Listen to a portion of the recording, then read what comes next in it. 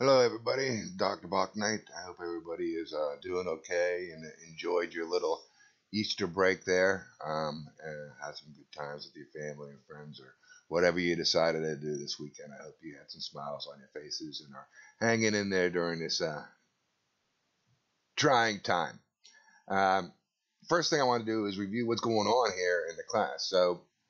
Um, we got like one more chapter to do here. I don't think I'm going to get to another one. I might do a couple other presentations, but I don't think I'm going to put them on the test because we're coming up to test time because this should be your test week, to tell you the truth. So we were supposed to have presentations, but we canceled those, right? So I delayed the test for a while. So it's the 14th today, and I will post the test next week. I might do it on Monday. I might do it on Tuesday. I don't know. Depends. We'll probably only have 3 or 4, so I'll probably be able to post all the presentations for this chapter this week. So that should be no problem. I'll probably put it up on Monday, all right, and on the internet, and I'll give you the time frame on the Blackboard to take it. It will be just like the other ones, multiple choice questions and some true false and some little short answers. And it'll be also timed for you, and it'll be on the time of your test. So the Monday and Tuesday, my Monday, Wednesday, Friday class is different than my Tuesdays and Thursdays because they got more time. So the questions are going to be a little bit different, but we just basically the same set up as last one, right? And you should have plenty of time to take it in there. Okay. And I'll make that due by Friday at least. Okay. And then we got something like finals weeks coming up here too. So I'll also do the same thing for your final. So for this class, it's April 29th, and this is my Monday, Wednesday, Friday class. So my Monday, Wednesday, Friday class, your final is Wednesday, April 29th, 8:30 to 10 a.m. All right. So I will put up the final for you on the first day of finals. Okay.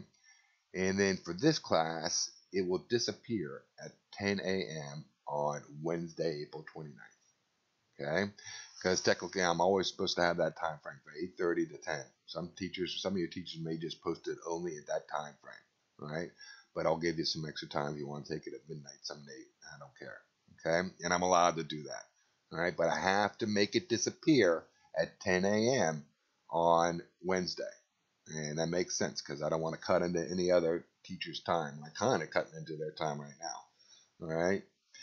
But it will be there until then. And for my other class, let's see, it's going to be Thursday, April 30th, 8:30 to 10 a.m. is your scheduled final.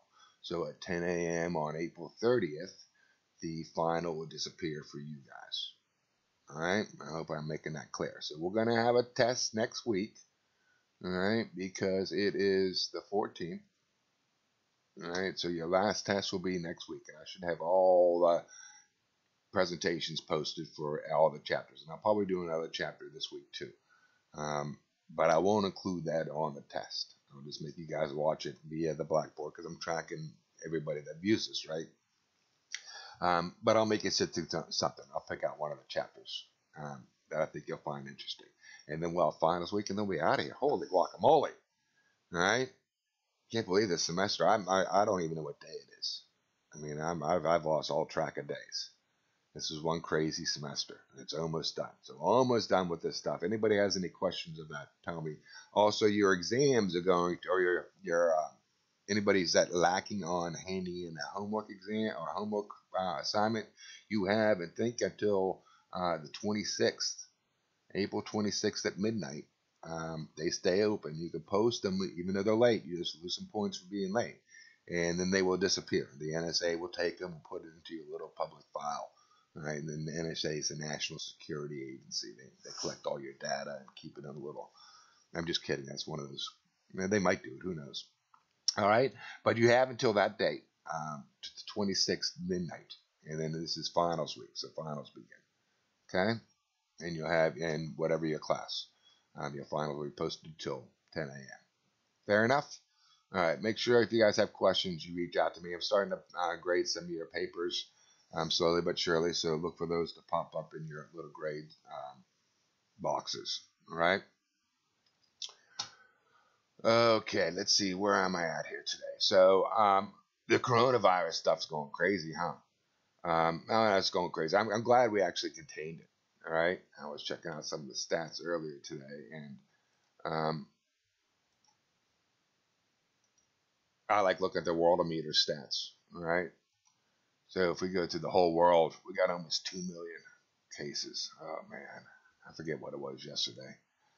120,000 deaths. But almost half a million recovered, so it is recoverable. Okay, this is the world stuff. So the total cases, so it's still going up exponentially. Who knows what's going to happen with this thing? Talk about it reopening the economy and all that sort of stuff. This is going to be. We need to be able to test this and control it because we have no other way to keep people alive except to keep them apart right now. And hopefully the vaccines and stuff will happen. Okay, let's look at the U.S. See what the U.S. is doing here. So the U.S. we almost have half a million infected, 23,000 deaths, 23,000. Unbelievable. But we got 36 recovered. All right, and it's not as bad as it was. I thought it was going to be even worse. It's not over. I haven't said that this is not over by no means. But it looks like we have done a good job of controlling this because we look down at these little graphs here. So our total cases is kind of rounding up. All right, it's not as steep um, as I thought it would be. I thought this line right here would be a lot steeper. All right, thank goodness. It's because we're staying home, folks, and we're staying away from everybody. All right, we're doing what common sense. We're trying to stay alive. All right, and you can also see our bell curve is starting to really shape up here. All right, so when they talk about the peak of projections, it looks like the bell curve started, but who knows what's going to happen here? This could come right back up if we're not cautious. All right, and somebody can slip right through the cracks because we can't control this once this gets out into the system. The only way we can control it is by not letting it do its leap from individual to individual right now. Okay, we have no other way to really contain this. All right, and you can see it's starting to act. The case is starting to peak over just a little bit here in the United States, which is good. All right, so keep your eye on all these things. Total deaths seem to, this is not as steep as I thought it would be too, which is good because that keeps the hospitalizations. It means the hospitalization rate is down and manageable. Okay. Daily deaths, you can see kind of plateauing here. Actually, has come down here in the beginning of April. We got a lot of states to go to, folks. We got to remember this is a disease that you get for like 2 weeks and you're fine, and then it finally affects you. And those 2 weeks you're out there spreading it. And so there's a little lag between these deaths and everything else. SARS and all these other swine flu. I mean, you had it in 2 or 3 days. You knew you were beat. But you can walk around technically 14 days without not knowing and passing stuff up. So just be careful out there, and go to Worldometers every once in a while and listen to what they say about reopening up the economy nowadays. That's what everybody's talking about. And my humble opinion, we need a lot of testing and be able to contain this. We don't have enough testing to open this up yet. There's no way. All right. But at least they're not talking to do it until like the end of May. So we'll see what happens. Oil, I guess it is over the weekend. I've been talking about oil prices. I guess they're down today, but they came up with an agreement. OPEC, Mexico kind of blew up at the table. They didn't want to do anything, but they came up to an agreement to cut some of the oil supply. So, but oil's back down today. Still around $22 a barrel. So it didn't really change the price of oil. They just cut supply because they need to keep the price from going down anymore. Because I'm gonna have a glut of oil on the market because no one's driving. I think I've used 1 gallon of gas in my car because all I do is go to the grocery store or the pharmacy or to get my kids or something like that, and I can do that all via electric. So I'm averaging 200 miles a gallon on my car right now.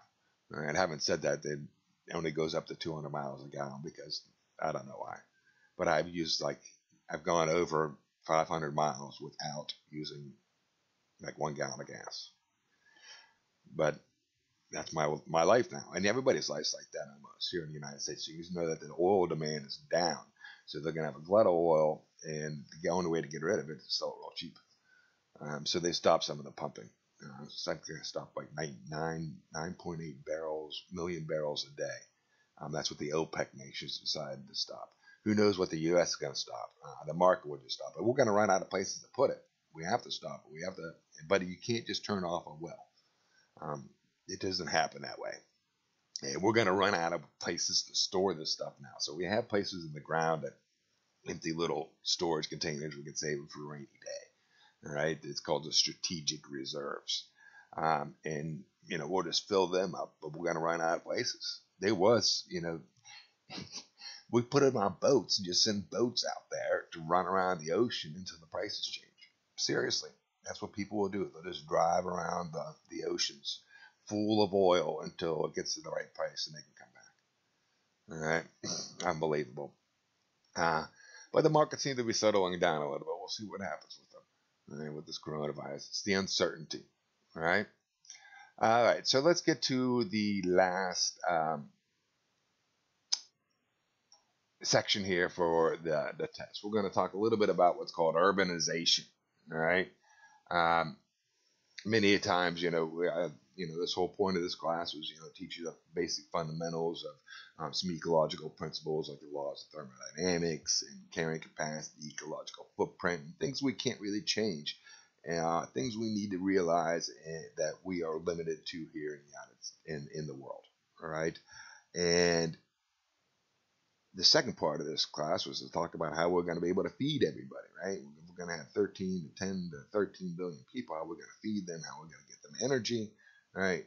How we are going to manage all of our waste, all right? And now how are we going to, house us? How are we going to live with 13 billion people here on this earth, or 10 billion? Most people say 10. I think we're going to probably hit around 10 and level off. But how are we going to put that? That's, 2 more billion people. Where are we going to put them? And one of the advantages we've had, there was the agricultural revolution way back when we started, we went from hunter-gatherers to city folk, right? To settle down, becoming agriculturalists, and that allowed us to build the cities. But our cities actually have changed a little bit, all right? Due to technology and things like that. We're able to actually put more people into a city a little bit more efficiently than we were able to in the past. And this is a pretty interesting little TED Talk video here about the urbanizations and cities of the future. So let's take a look at this little TED thing and give it a look-see. All right? Today, more than half of all people in the world live in an urban area. By mid-century, this will increase to 70%. But as recently as 100 years ago, only 2 out of 10 people lived in a city, and before that, it was even less. How have we reached such a high degree of urbanization, and what does it mean for our future? In the earliest days of human history, humans were hunter-gatherers, often moving from place to place in search of food. But about 10,000 years ago, our ancestors began to learn the secrets of selective breeding and early agricultural techniques. For the first time, people could raise food rather than search for it, and this led to the development of semi-permanent villages for the first time in history. Why only semi-permanent, you might ask? Well, at first the villages still had to relocate every few years as the soil became depleted. It was only with the advent of techniques like irrigation and soil tilling about 5,000 years ago that people could rely on a steady and long-term supply of food, making permanent settlements possible. And with the food surpluses that these techniques produced, it was no longer necessary for everyone to farm. This allowed the development of other specialized trades and, by extension, cities. With cities now producing surplus food as well as tools, crafts, and other goods, there was now the possibility of commerce and interaction over longer distances. And as trade flourished, so did technologies that facilitated it, like carts, ships, roads, and ports. Of course, these things required even more labor to build and maintain, so more people were drawn from the countryside to the cities as more jobs and opportunities became available. If you think modern cities are overcrowded, you may be surprised to learn that some cities in 2000 BC had population densities nearly twice as high as that of Shanghai or Calcutta. One reason for this was that transportation was not widely available, so everything had to be within walking distance, Imagine. including the few sources of clean water that existed then. And the land area of the city was further restricted by the need for walls to defend against attacks. The Roman Empire was able to develop infrastructure to overcome these limitations. But other than that, modern cities as we know them didn't really get their start until the Industrial Revolution, when new technology deployed on a mass scale allowed cities to expand and integrate further, establishing police, fire, and sanitation departments, as well as road networks and later electricity distribution. So what is the future of cities? Global population is currently more than 7 billion and is predicted to top out around 10 billion. Most of this growth will occur in the urban areas of the world's poorest countries. So how will cities need to change to accommodate this growth? First, the world will need to seek ways to provide adequate food, sanitation, and education for all people. Second, growth will need to happen in a way that does not damage the land that provides us with the goods and services that support the human population. Food production might move to vertical farms and skyscrapers, rooftop gardens, or vacant lots in city centers, while power will increasingly come from multiple sources of renewable energy. Instead of single-family homes, more residences will be built vertically. We may see buildings that contain everything that people need for their daily life, as well as smaller, self-sufficient cities focused on local and sustainable production. The future of cities is diverse, malleable, and creative, no longer built around a single industry, but reflecting an increasingly connected and global world. All right, the future of cities. Who knows what's going to happen with them? It's an exam. It could be anything we want. All right, it's up to us to design what we're going to have in the future. But cities were definitely a very important part of allowing us to be who we are today. And they're very, very efficient if you think about it. We were able to put massive amount of people in a small little place, and that preserves a lot of land. So we're not ruining as much biodiversity.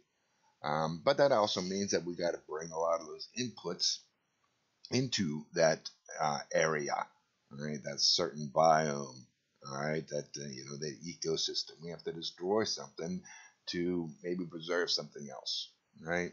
And how we design these things is really up to us. And one of the reasons why I like that Think Resilience, the resilience website that I've sent you guys to do some of your current events if you wish to, is that they put up a lot of solutions to how we're going to live in the post-carbon world, right? And how are we going to design our cities.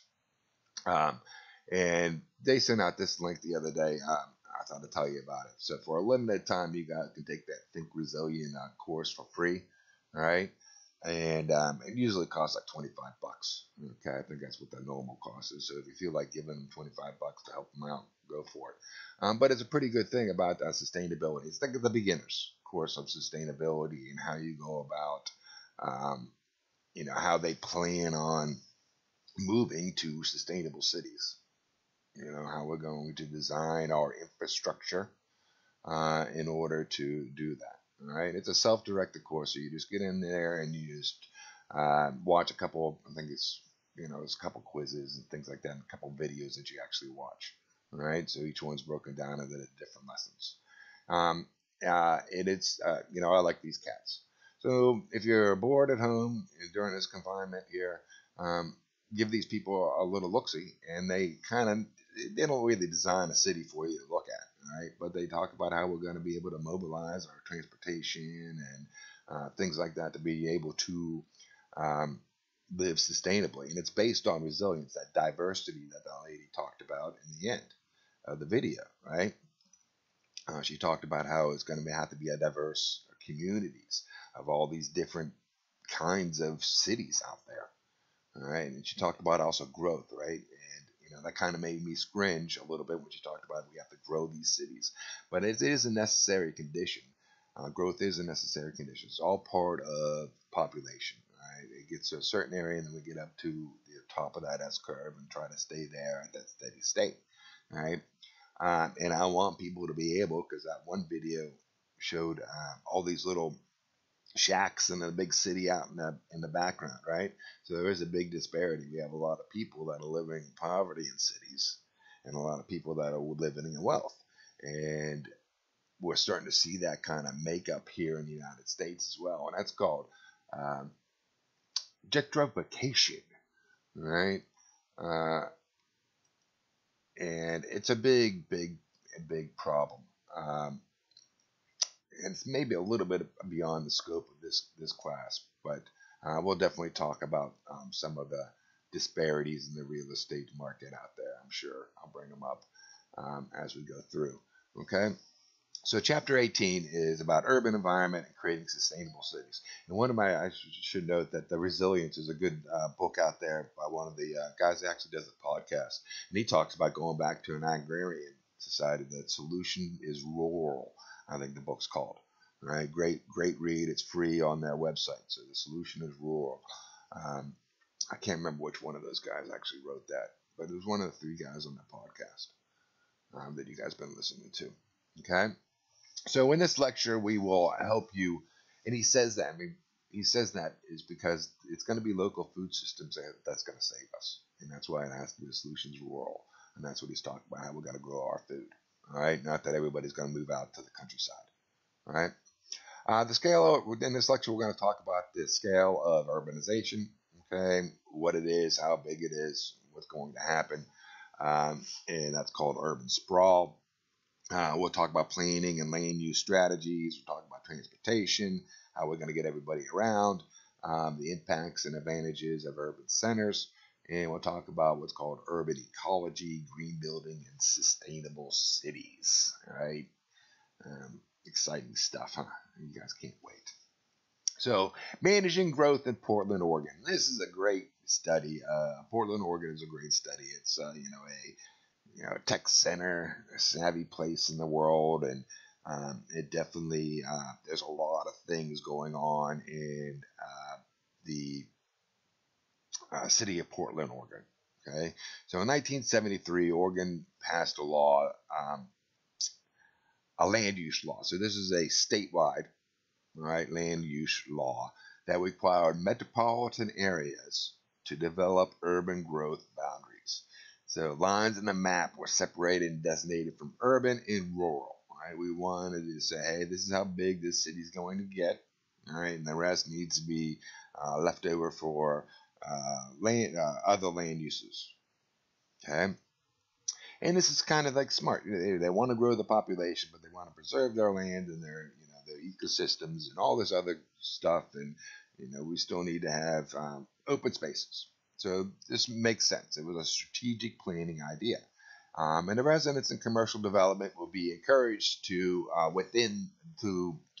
move inside these urban zones, and restrict them to rural ones. So they tried to move, keep these places to move into these inner cities, all right, and surround the cities with their businesses, so that they can have plenty of jobs and increase the population, increasing their tax base, and being able to provide better services for their citizens of Portland, Oregon. Okay, and it all kind of makes sense, right? But the policies have largely been successful. Portland really has changed its scene since 1978 when they started this 1973. All right, so they definitely have made a change. You can see that with the tech companies up there and all that stuff living in Portland, Oregon, and the land values up there. How much a house costs a lot of money up there in Portland, Oregon. But many opposed this law, feeling that it was oppressive and oppressive regulation. So because people want to be able to build where they want to be able to build, and if it's cheaper to build a factory out in the rural areas, why can't I build it out there?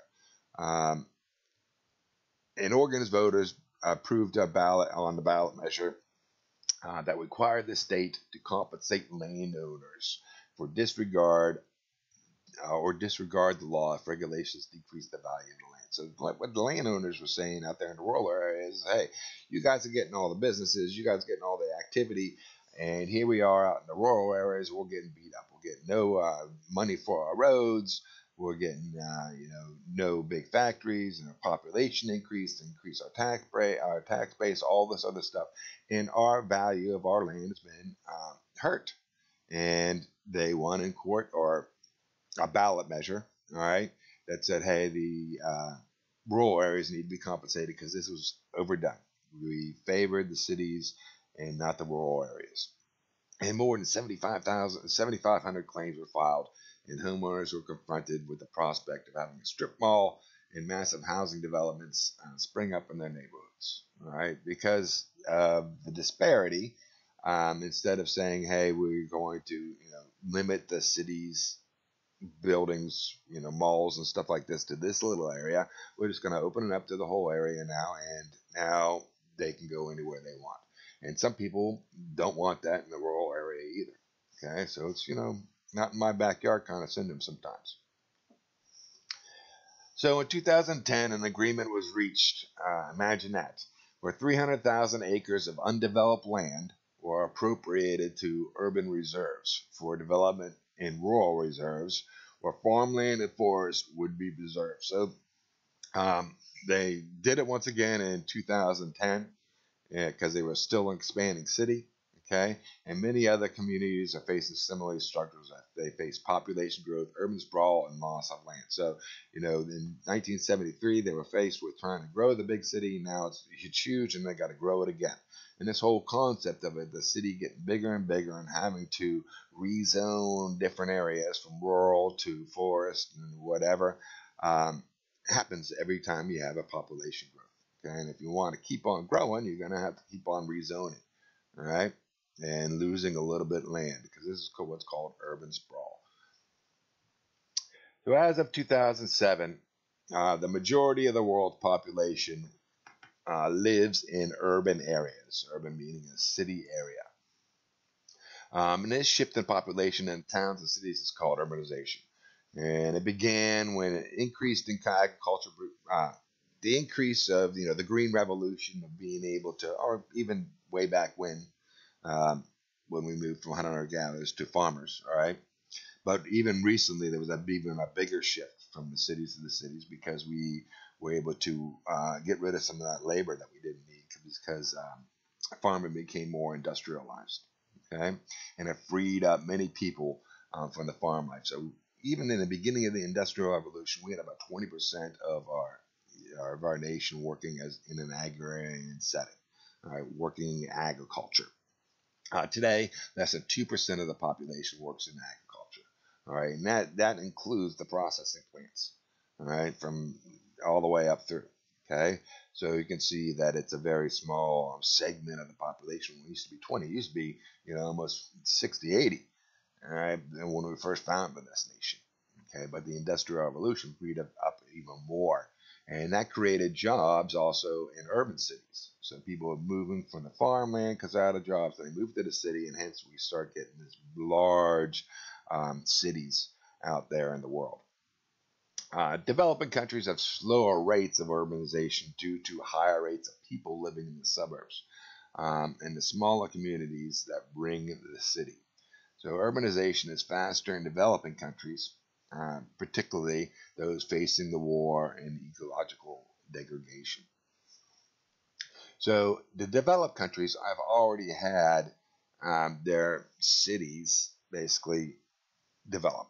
All right, London's really not going to get any bigger because it's about as big as it can get. Pittsburgh, you look around here, it's pretty darn big. We can probably expand a little bit, but we've kind of hit our peak per se. All right, because there's only so many places you can put some houses. All right, but what we've done is moved out and taken that rural farmland and created our suburbs around the cities.